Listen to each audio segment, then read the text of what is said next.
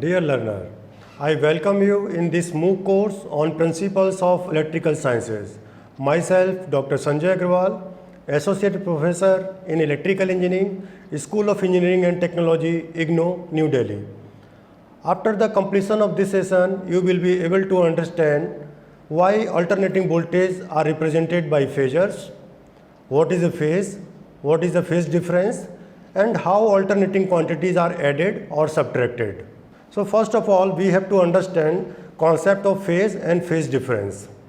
As we have discussed, sinusoidal waveform is an alternating quantity that can be represented graphically in the time domain along horizontal zero axis.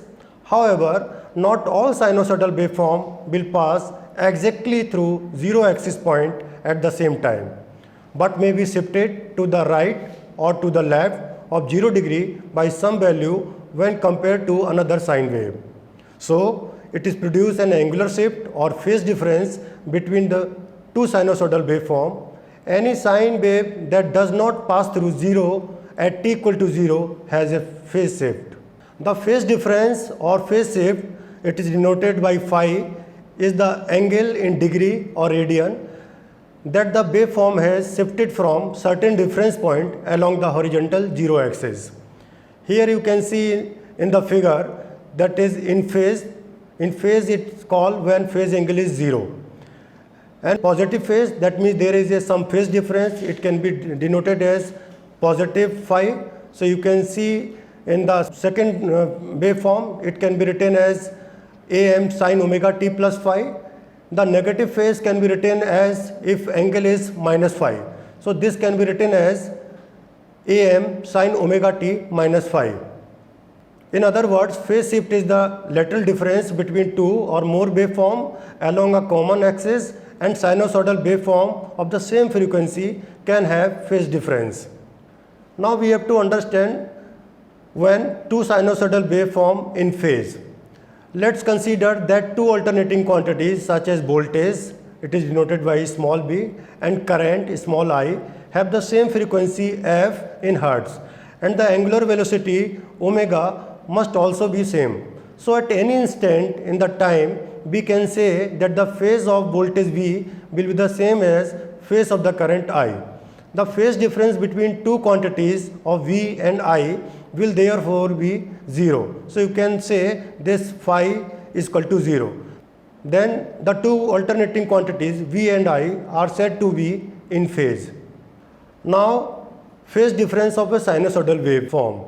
Now let's consider that voltage V and current I have the phase difference between themselves of 30 degree. So what is a phi? Phi can be written as 30 degree, or you can say pi upon 6 radian. As both alternating quantities rotate at same speed, that is they have the same frequency, this phase difference will remain constant for all instant in time. Then the phase difference of 30 degree between the two quantities is presented by phi as shown in graph.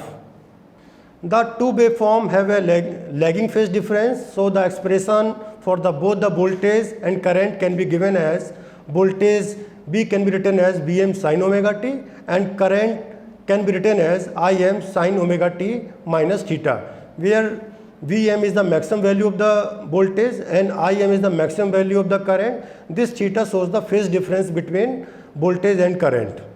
If the current I has the positive value and crosses the reference axis reaching its maximum peak and 0 values at the some time before the voltage V, then the current waveform will be leading the voltage by some phase angle. Then the two waveform are said to have leading phase difference, and the expression for both the voltage and current will be voltage is equal to Vm sin omega t and current I is equal to Im sin omega t plus theta. So here you can also notice that this theta is a phase difference between voltage and current, but this theta is positive. That means this current I is leading with respect to voltage Bt.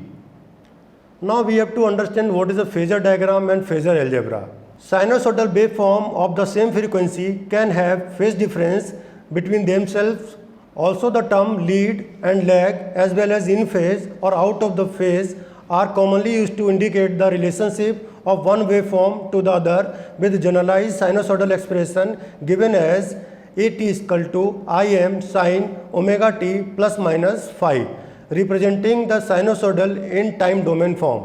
But when presented mathematically in this way, it is sometimes difficult to visualize the angular or phasor difference between two or more sinusoidal waveforms.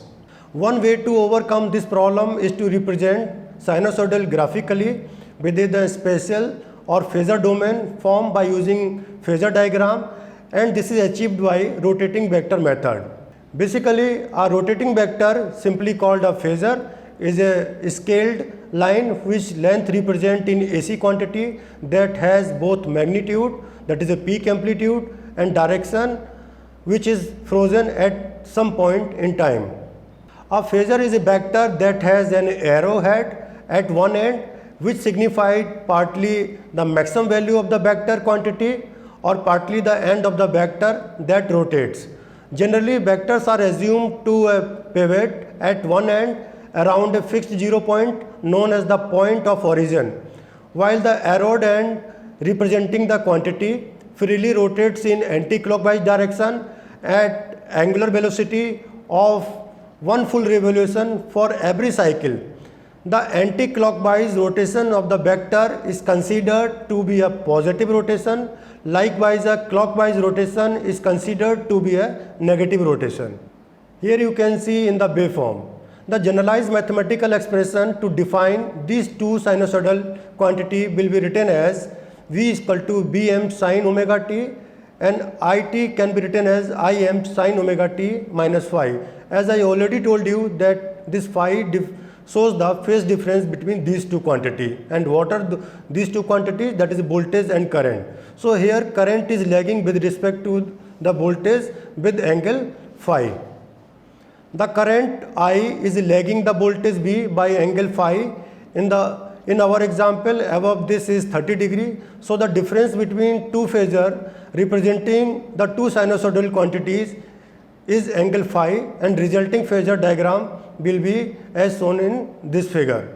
So here you can see Bm sin omega t is represented as a reference axis, and this current Im sin omega t is lagging with angle phi, and here phi is equal to what? 30 degree. The phasor diagram is drawn corresponding to time 0, that is at t equal to 0 on the horizontal axis. The current phasor lags the voltage phasor by angle phi as the two phasor rotate an anti-clockwise direction. Therefore, the angle phi is also measured in the same anti-clockwise direction. If, however, the waveform are frozen at time t equal to 30 degree, the corresponding phasor diagram would look like the one shown on the right side. Once again, the current phasor lags behind the voltage phasor as the two waveforms are of the same frequency. However, as the current waveform is now crossing the horizontal zero axis line, at this instant in time we can use the current phasor as our new reference and correctly say that voltage phasor is leading the current phasor by angle phi. Either way, one phasor is designated as reference phasor, and all the other phasor will be either leading or lagging with respect to the reference. Now we have to understand how the two alternating quantities are added. So we have to understand the phasor addition. If two phasor are not in phase, they do not have identical direction or starting point, then the phasor angle between them needs to be taken into account, so they are added together using phasor diagram to determine their resultant phasor or vector sum by using the parallelogram law. By drawing out the two phasor to scale onto a graph paper, their phasor sum B1 plus B2 can be easily found by measuring the length of the diagonal line known as the resultant R vector from the 0 point to the intersection of the construction line 0 to A. The downside of this graphical method is that it is time consuming when drawing the phasor to scale. Mathematically, we can add two voltages together by firstly finding their vertical and horizontal direction, and from this we can then calculate both the vertical and horizontal component for resultant R vector, that is V suffix t. This analytical method, which uses the cosine and sine rule to find this resultant value, is commonly called rectangular form. It can be written as V is equal to Bm cos phi plus J Bm sin phi. So the addition of two vector A and B using the previous generalized expression is as follows. Suppose you consider one quantity A. A can be written as A is equal to x plus jy, and another quantity, that is B. B can be written as W plus Jz. This A means it may be the voltage and this B may be the current. So if you are adding these two quantity A and B, so just you add this A plus B. So how you can add this? Real component will be added directly, that means x plus W, and imaginary component added will be directly, that means simply you can write A plus B is equal to x plus W plus J y plus Z. The resultant voltage Vt is found by adding together the horizontal and vertical component as follows. So B horizontal component can be written as sum of real parts of V1 and V2, and vertical component can be written as sum of imaginary parts of V1 and V2. Now that both the real and imaginary values have been found, the magnitude of voltage Vt is determined by simply using Pythagoras theorem for a 90-degree triangle as follows. So this Bt can be written as under root square of real or horizontal component plus square of imaginary or vertical component. What resultant value of Vt can be calculated as shown in the figure. Now addition of the alternating quantities. The given alternating quantities are represented as a phasor and then they are added in the same manner as forces are added. Only phasor of the similar quantities are added. That is, either all the currents are added or all the voltages are added. Voltages and current are never added with each other. For addition, the following methods are accomplished. First method is what? Parallelogram method, and second is method of components. So in parallelogram method, you can see there is a one AC supply is applied across two components where current flowing is I1 and another current I2 is flowing in another branch, and total current is I suffix t. So in parallelogram method, this method is applied for addition of two phasor at a time. The two quantities are represented in magnitude and direction as the adjacent side of parallelogram. The diagonal of this parallelogram represents the magnitude of resultant. Consider an AC parallel circuit having two branches as shown in figure, carrying a current of I1 and I2 respectively. Let the two current be represented as follows. I1 is equal to Im sin omega t and I2 is equal to Im2 sin omega t plus theta. The maximum value of two current Im and Im2 are represented as two adjacent side OA and OB respectively of parallelogram OACB as shown in figure. The current Im2 leads the current Im1 by an angle theta. The maximum value of the resultant is say Im represented by diagonal OC of parallelogram and leads the current Im1 by angle phi. So this OC can be written as OD square plus DC square under root. So OD can be written as OA plus AD and DC is the same. So just put the value of OD, that is OA plus AD. Now what is the value of OA? Value of OA is Im1, and what is the value of AD? Value of AD can be written as Im2 cos theta, and what is the value of DC? Value of DC is Im2 sin theta. So now just put all these value, and after the solving you will get the final expression. It will comes under root Imn square plus Im2 square plus 2 Im1 Im2 cos theta, because sin square theta plus cos square theta is equal to 1. Now you have to find out the phase angle. Phase angle can be calculated as tan inverse CD upon OD. Now put the value of CD and OD in this equation, so it can be written as tan inverse Im2 sin theta upon Im1 plus Im2 cos theta. The instantaneous value of resultant current is given by the relation It is equal to Im sin omega t plus phi, where phi is the phase angle which is positive. Now second method is method of component. In this method, each phasor is resolved into horizontal and vertical component. The horizontal component are added algebraically to obtain the resultant horizontal component, that is Ix. Similarly, the vertical component are summed up algebraically to obtain the resultant vertical component. It can be represented as I suffix YY. Considering an AC parallel circuit consisting of 3 branches, each carrying a current I1, I2 and I3 respectively, let 3 currents be represented as follows. I1 can be written as Im1 sin omega t plus theta 1, I2 can be written as Im2 sin omega t, and I3 can be written as Im3 sin omega t minus theta 2. Now you have to find out the algebraic sum of the horizontal component. So horizontal component can be calculated as Ixs is equal to Im1 cos theta 1 plus Im2 plus Im3 cos theta 3. Algebraic sum of vertical components can be calculated as Iyy. It can be written as Im1 sin theta 1 plus 0 minus Im3 sin theta 3. So maximum value of resultant component can be calculated as follows: square of Ixs square plus Iyy square and take the under root of this value. If phi is the phase difference between resultant current and horizontal axis as shown in figure, then phi can be written as phi is equal to tan inverse Iyy upon Ixs. So the instantaneous value of resultant current is given by relation It is equal to Im sin omega t plus phi. Here you can notice this phi is a positive. So it represents this resultant current is leading with respect to the other quantity. Now we are going to explain how the alternating quantities are added. So this can be explained with help of one example.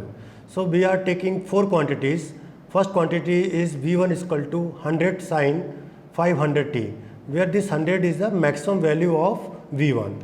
Second quantity is V2 is equal to 200 sin 500t plus pi by 3, where this 200 is the maximum value of second expression, that is V2, and pi by 3 is the phase angle. And third quantity is V3 equal to minus 50 cos 500t, where this 50 is also the maximum value for the V3 quantity. And fourth quantity is V4. It can be written as 150 sin 500t minus pi by 4. So this pi by 4 is the phase angle. Here you can see this minus sign is coming. That means this angle is lagging with respect to the other quantity. So just you have to take one quantity as a reference.